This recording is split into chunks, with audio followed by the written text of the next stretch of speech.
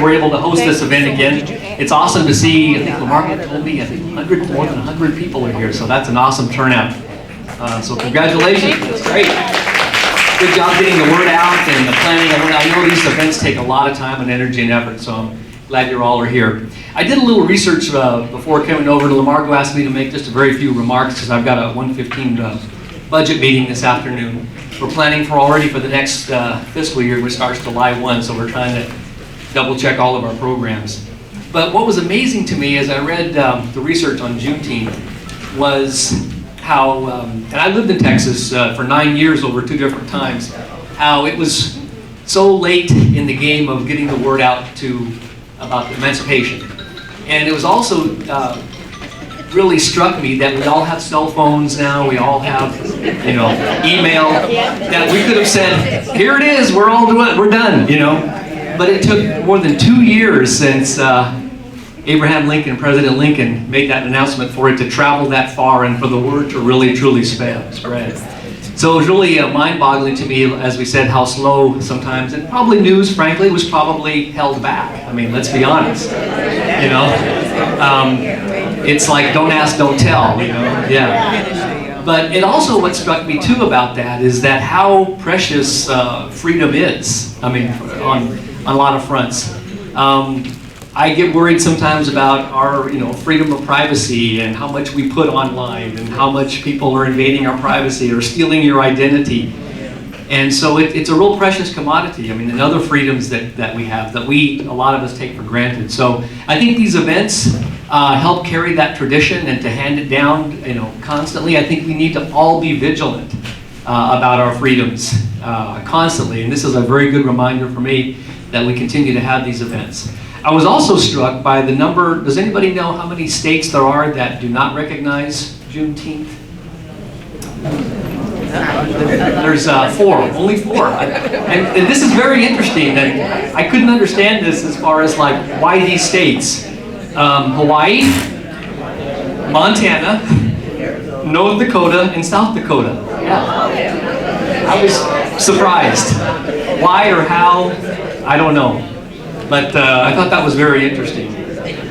But again, welcome. I won't stand in the way of our speakers and all the fun activities that you have this afternoon and the great traditional food that you have lined up. But again, I'm really pleased and happy. Again, as you know, we're very proud to have OLLI under our wing here. As you've heard, many of you heard me say, I had to modify it now, but I call it K through 100 education now, not K through 80.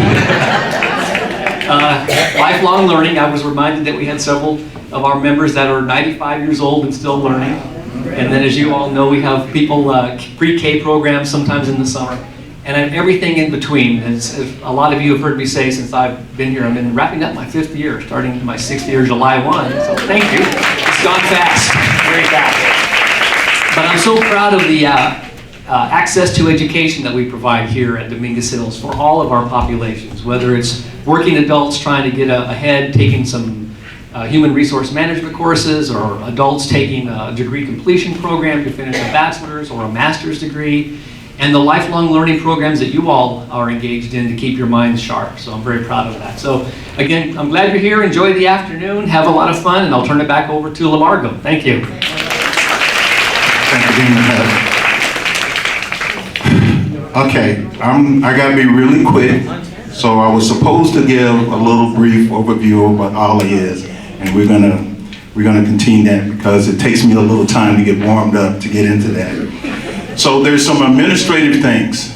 Besides, really, everybody, welcome. Please thank your volunteers that put this together. Okay, we've done all of our volunteers. Most of them, you're looking at the volunteers that did it are in the Juneteenth t-shirt, not mine. Okay, I had to bribe to get mine. So. But there's a few important announcements so that everything will continue to go smoothly. I was requested to remind everyone, please do not park your car in the 30-minute. If you park it in 30 minutes, even though you have a placard, okay, after 30 minutes they will ticket you, all right? The restrooms are behind us, so either one of these 2 doors you would have for the restrooms.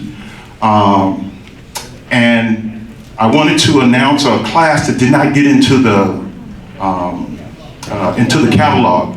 JPL, Jet Propulsion Laboratory, now owned by NASA, is going to come and talk to us about the Mars X program. And it's in Hema. What day is that? It's going to be on a Monday, July 8th, from 10 a.m. to 12 p.m. in Digital. Okay. So please, it's just an RSVP. Let us know. It's most effective if you send us an email so that we can get back to you to let you know that you was RSVP. There's plenty of seats, but it didn't make the catalog. They just got back to us. But I think it's going to be very, very interesting. Parking, JPL, the Dean, huh? He did that. He said Restrooms, yes, I apologize. We did talk a little bit about, but I didn't tell you that you exit the doors, okay? And on the men's on the right and the women's, but the key is, if you don't prop the door open, right, you have to walk all the way around, right? So just remember to make sure the door is propped when you exit out. Just one other thing, seems like every time I'm coming to a meeting, I keep thinking about the good old days. And so I was thinking about suiting up or semi-suiting up, and then I can't wait till I can go home and get in my play clothes. Do you guys remember play clothes? All right. So, and when I was thinking about my play clothes and I'm in my school clothes, my suggestion is, we need a bib. You guys remember bibs? All my kids had bibs. So we need a Juneteenth bib so that we can really enjoy this meal. But have a great day, and I want to now introduce the Master of Ceremonies, Miss Master of Ceremonies. Mistress. Okay. Peggy Barton. Good afternoon. Now I know it said Frankie's here, but yeah, so I'm the step-in person today. And I want to welcome all of you to our annual OLLI Juneteenth celebration. Does anyone know what year this is for Juneteenth celebrations? Okay, good, you saw your program. Okay, and as we traditionally have done in the past and we're doing today, we're going to start off with Lift Every Voice and Sing.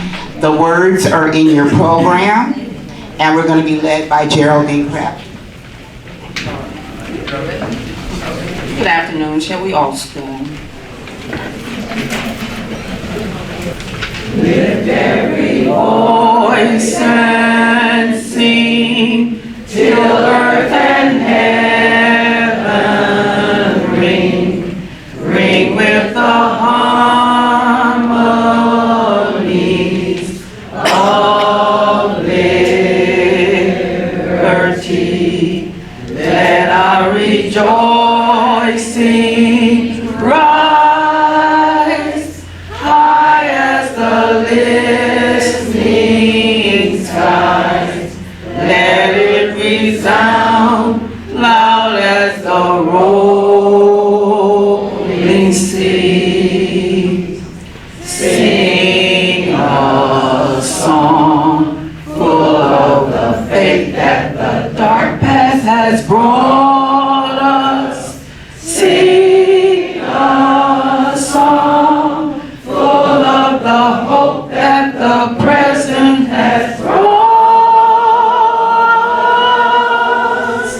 Facing the rising sun of a new day begun. Let us march on till victory is won.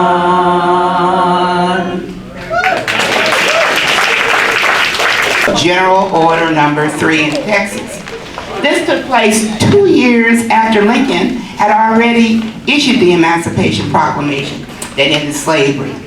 Throughout the former Confederate States of America, the holiday's name is a blend of June and 19, therefore Juneteenth.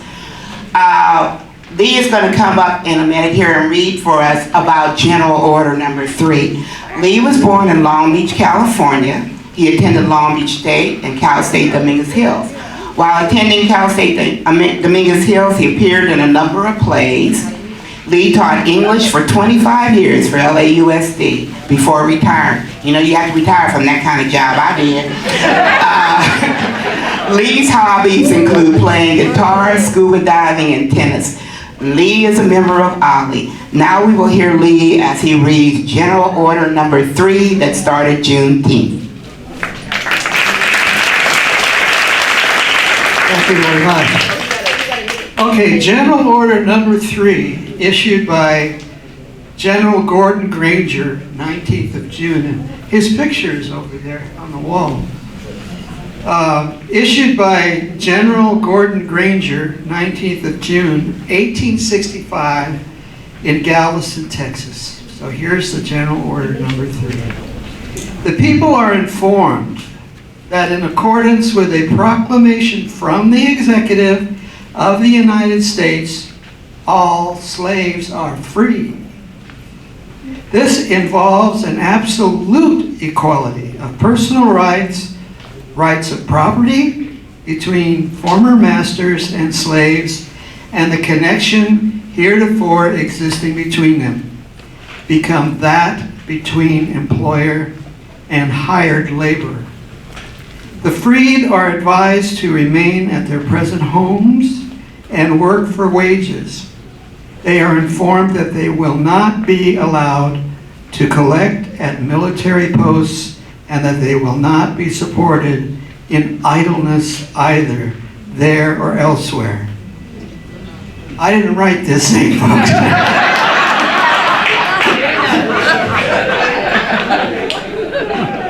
So, Don't blame him. Let's shoot the messenger.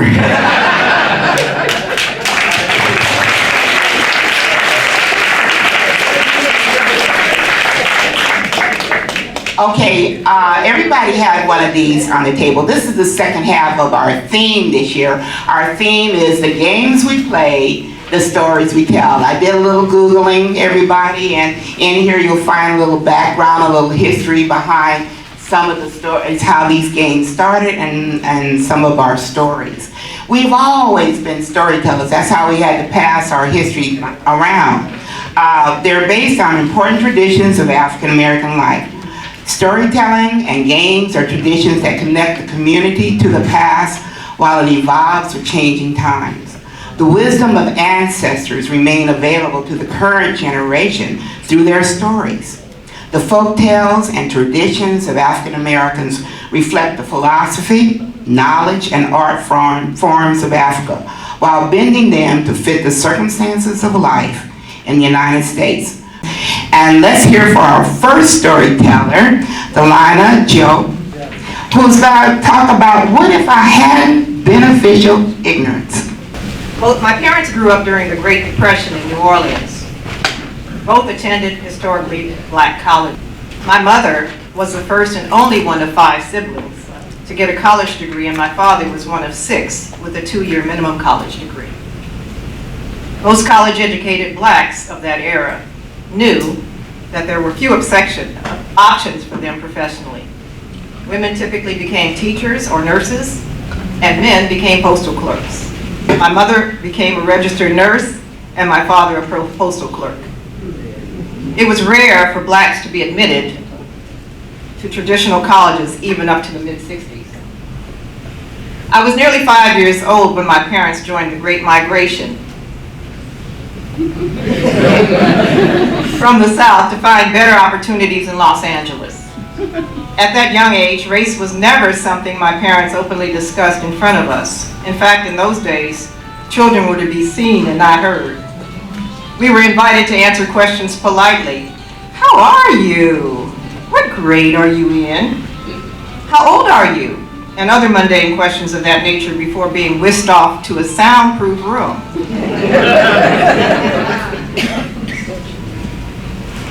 Once in Los Angeles, we lived in a 2-story Victorian-style house with my grandmother, grandfather, also transplants from New Orleans, and boarders in a nearly segregated neighborhood until the 10 freeway finally replaced it. Eventually, my parents sacrificed and bought their first $10,000 home near Levert Park. We were the first black family to move into the neighborhood. I didn't realize until much later that our presence caused white flight. In 1961, at the age of 10, I recall my first-hand experience with racism when my family took a road trip to New Orleans. Arizona and New Mexico were uneventful. However, once we got to Texas, the infamous whites only and coloreds only signs were posted everywhere. I also heard a white gas station attendant address my father as boy. My cousin said that this was standard in New Orleans. We witnessed the violent civil rights abuses televised nightly in the early 60s. I remember my parents' insistence that we had to work twice as hard as our white counterparts and not to cause trouble.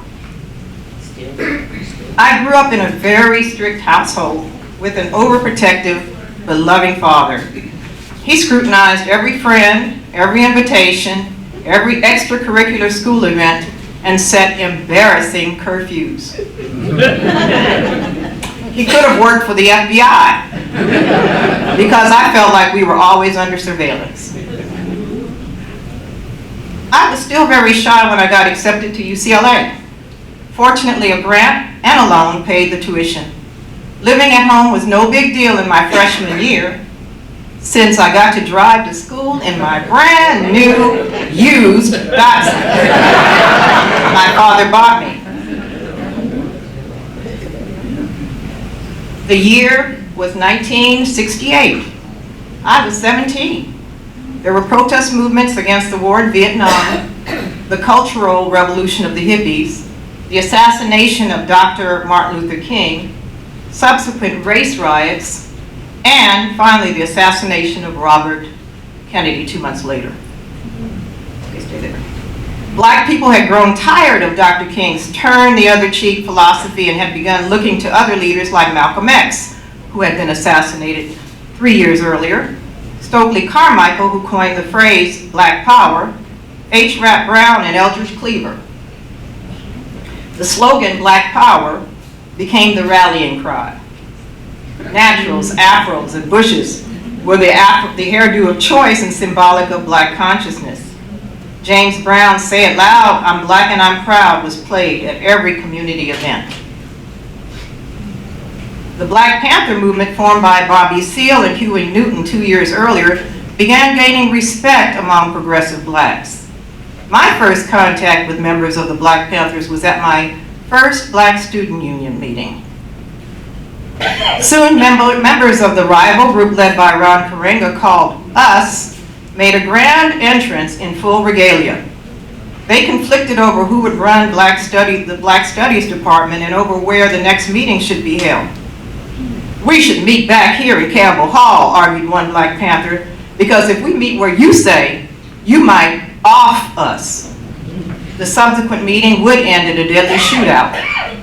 Luckily, I had left the meeting to take care of some school business, only to return to find out that 2 Black Panthers were prophetically offed.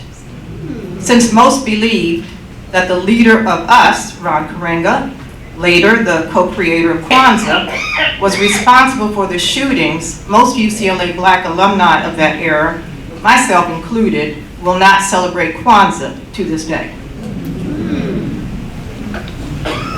During my first weeks at UCLA, my counselor required me to declare my major. With 4 years of French and 2 years of Spanish completed, I chose French. Why not? It had such a beautiful ring to it. I chose Spanish as my minor. Problem solved.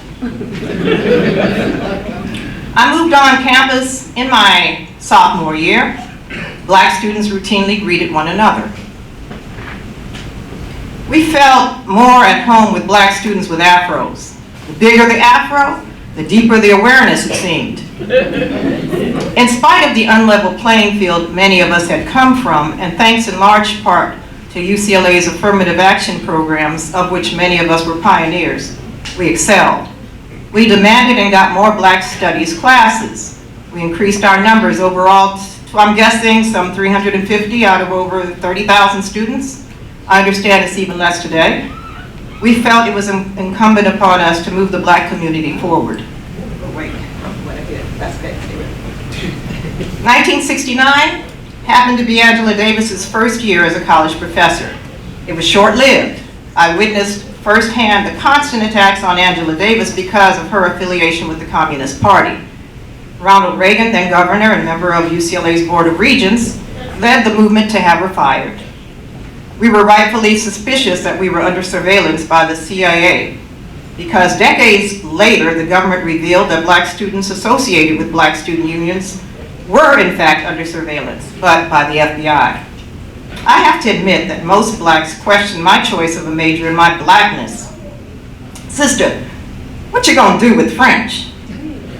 I don't know, would be my usual reply. It's too late for me to change now. Besides, I have to spend more time here. Virtually no one challenged me on that because few could afford paying more tuition. So there I was, learning a colonial language that was irrelevant to my culture, a language I believe based on the French textbooks and French movies I had seen was spoken exclusively by white Europeans. Besides, they enslaved and colonized my African ancestors. I felt conflicted and worse, I couldn't figure out what I'd do other than teach. Totally depressed because of this dead-end major. Can anybody out there guess what I did? And if you know me, don't say anything. What did I do? I became a teacher? Well, let's see. I picked up an application to the junior year education abroad program to go to Bordeaux, France. But got cold feet. To be honest, my boyfriend at the time didn't want me going away for an entire school year. Besides, I had never been out of the US before, not even LA, except for 2 road trips to New Orleans, Oakland, and oh yeah, the trip to Yosemite. In my junior year, however, I completed the application in spite of my boyfriend. I really wanted the Nairobi, Kenya option, but then it would have taken me longer to graduate. I would now officially be the first one in my family to live abroad for non-military reasons. Breaking news. Within days before my trip, Angela Davis was accused of being the gun owner used by the Soledad brothers who attempted a failed prison break holding a judge hostage. They were all shot to death. So Davis was pictured on the FBI's 10 most wanted list and was on the run. Many UCLA black female students with a similar complexion and large afro were often mistaken for her. We became even more paranoid. Davis was later captured, imprisoned, and acquitted a few weeks before the end of my stay in Bordeaux. Out of the 100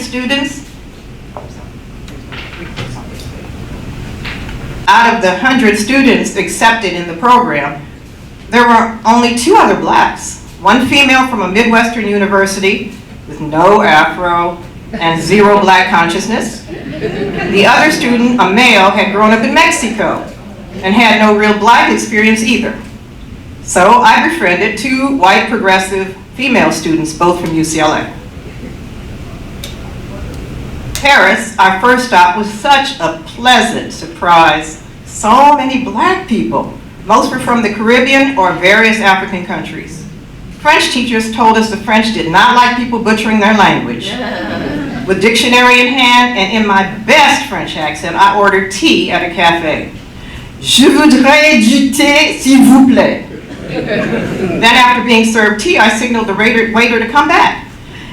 Excusez-moi, où est le limon? I didn't know the right word for lemon, it was citron.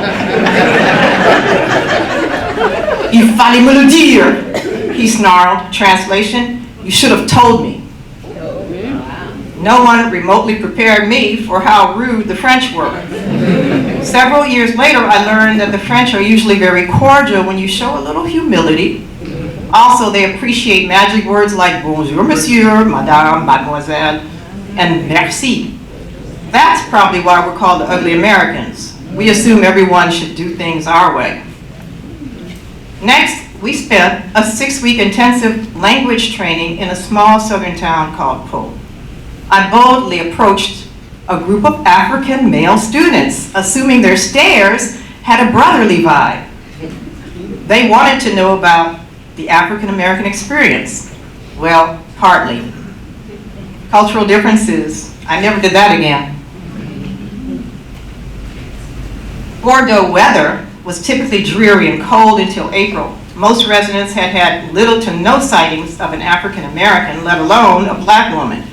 And this one was wearing a big round afro, jeans, and jogging shoes. Most French students wore dresses, skirts, and dress shoes. People pointed at me as though I were from outer space. I wasn't successful meeting French students nor students from Martinique in the Caribbean that year. Later I was told that although they looked like African Americans, they relished being called French and rejected anything that had to do with their African heritage during that time. In other words, they were sort of in the same place many African Americans were before the 60s. So I met and befriended students mostly from Senegal, West Africa, and one student from Guadeloupe in the Caribbean. The hospitality and exchanges I had were priceless. I went to many campus parties, ate Senegalese dishes, and began adapting to my new environment. My French began improving too. I looked at education in a whole different light when I realized that many of these students had very small budgets and were there for many years without returning home. They took education very seriously, more so than did their American counterparts, it seemed. They could not graduate high school without having passed a very rigorous high school exam. Only the proverbial cream of the crop were admitted into universities. They also had studied at least 2 foreign languages, including English, had to learn French from kindergarten, and spoke their own African language. I was blown away. I finally had an inferiority complex. I felt so ignorant. Most of the African students were very much aware of the racial problems, yet one student from the Gambia, a small country inside of Senegal, colonized by the British, said she was unaware that there were any black people in the U.S. I guess they forgot to include pictures in their textbooks too. My boyfriend flew into Bordeaux during my month-long Christmas break. We toured London, Madrid, and Tangiers by train before returning to Bordeaux. It dawned on me that I was no longer into him. I was actually relieved when he left. The highlight of my trip was to the communist countries of the USSR and Poland during spring break with my 2 friends. What an eye-opener. When I stepped off the plane into the USSR, a crowd greeted me with shouts of, "Angela Davis!" over and over again. At the time, we were still in a Cold War with the USSR, as it was called then. Times have surely changed, right? As the 3 of us tourists walked around, there were undercover police watching us at every turn, blocking shots of our camera from time to time. I pointed out that I felt like I was back in the U.S. My white friends were indignant that I made that comparison. It was evident that there were 2 Americas. All in all, I'm so glad I forced myself to do that year abroad. I received my BA in French. The tortured decision to study abroad truly opened my horizons, gave me new insights and a newfound confidence. I returned to France a year later, enrolled at the Sorbonne, and ended up getting married in Paris to a Senegalese guy I had met during my first trip abroad. I moved to Senegal with my new husband, where I ended up teaching English for 2 years at an elite military high school. I felt like I had gone full circle and returned, in a way, to my roots. We eventually moved back to the US, where I went back to UCLA as a graduate student. When the French textbook writers were about to publish the next textbook, I urged them to include photographs that reflected the true diversity of France. They did. While working on my master's degree, I earned tuition money as a teacher assistant, teaching the first 3 years of French to undergraduate students.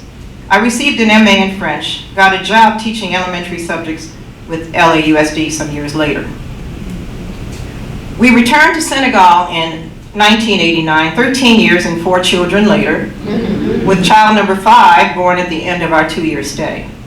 The 2 oldest ones thanked us later for that experience. We then relocated to Maryland, where I became a middle school French teacher. Back to California, and after 14 years, mostly teaching French and some Spanish at Washington Prep High School in South LA. I finally retired 5 years ago. My passion for lifelong learning, international travel, and tennis continues thanks to Donald Means back there, Richard.